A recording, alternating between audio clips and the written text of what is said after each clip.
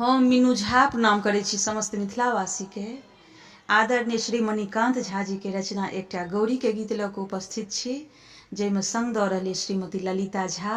धन्यवाद। जय मिथिला, जय मैथिली। गिरिजा पूजन चलो हे बहिना, मांगब भाग सोहाग हे।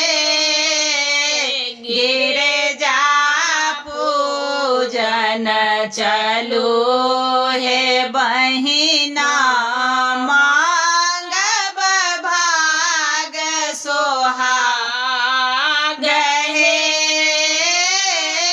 शीश झुका के आशीष मांगब, शीश झुका के आशीष मांगब, पायब खूब अनुराग हे।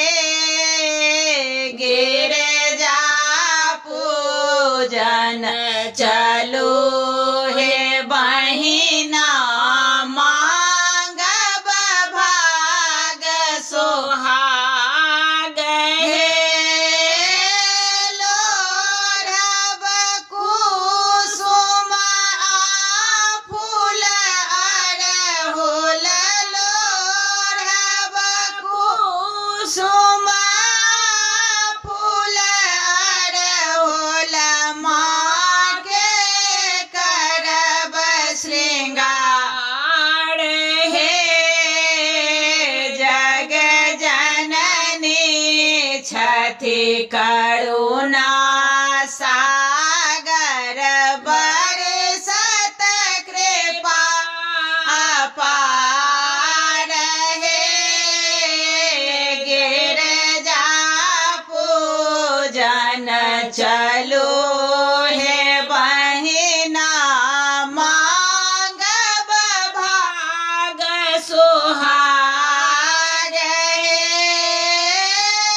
आचरी मोरे चुनरी आनब, सिंदूर लाले लाल हे।